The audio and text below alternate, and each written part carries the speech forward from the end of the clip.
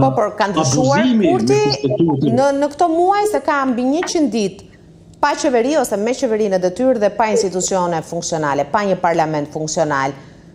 Çfarë po e detyron kurtin të ndryshojë kaq shumë? Se unë mbaj mend ka qenë i hapur për mediat, ka patur debate të vazhdueshme dhe në televizione, madje ka patur përgjigje pozitive edhe për televizionet nga Shqipëria apo televizionet e huaja. Duket sikur është mbyllur dhe nuk pranon të jap asnjë sqarim as për qeverinë, as për parlamentin dhe pas ka qenë realisht e fortë edhe zonja Haxhiu që është emri që po mban mbi shpinë gjithë atë që po ndodh në Parlamentin e Kosovës apo jo. Pra të gjithë të peshë politike në Kosovë po e mban Albulena Haxhiu.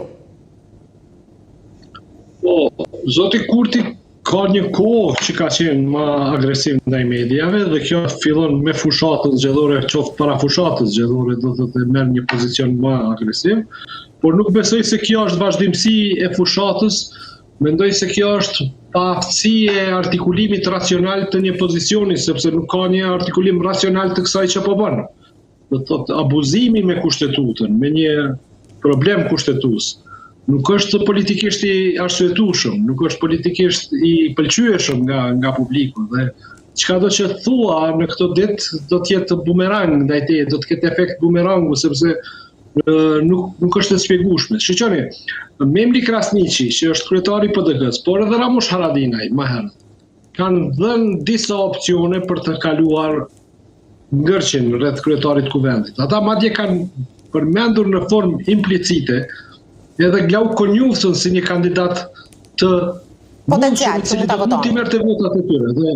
Dhe mos eksploatimi i kësaj hapësire negociatore, mendoj që është përgjegjësi e madhe që zoti Kurti merr mbi supe dhe jam vesh po pajtohem Albulena Haxhiut, por Albulena Haxhiu nuk është faktori që merr këto vendime.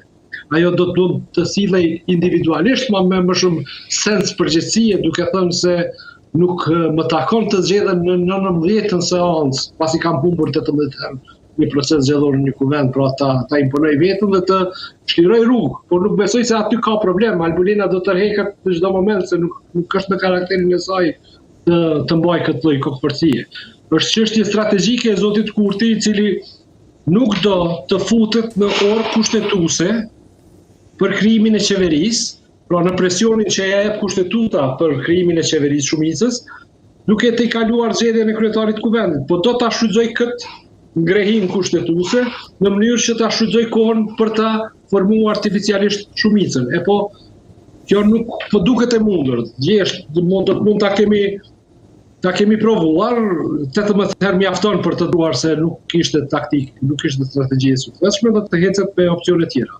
Ajo që unë dua të them është që duhet të krijohet mas kritike e opinionit publik, një presion i madh i cili do t'i detyroj këto palë që të mirën vesh, sepse elita politike po sillet kështu, na kanë futur në ujë, duke bë garën cili po rrin më gjatë në ujë, ka marrë ndërsa për vetë vën maskat e gasit dhe u furnizon dhe ata nuk e kanë telashet që ndrojnë sado që dojnë aty. Sepse kanë oksigjenin. Ndërsa populli i thonë, ju qëndroni kështu gjatë, edhe 2 muaj edhe 3 muaj, sepse ne nuk e kemi hall këtë punë. Pra kjo është analogjia që mund ta. Dhe kjo do duhet të shihej me sy kritik nga publiku, do duhet të kishte ndoshta edhe organizim qytetar i cili shpreh protest dhe nuk e toleron këtë gjë, ose e bën të ndëshkueshme. Pra që kalkulimin që ta tejkalojnë këtë situatë me zgjedhje të reja, t'ja u bëjnë të pamundur. Duhet t'i tregojnë se cilit prej tyre se po hyjnë në zgjedhje nuk do ta kaloni mirë, sepse kjo sjellje është arrogancë e nuk është vetëm pa përgjegjësi.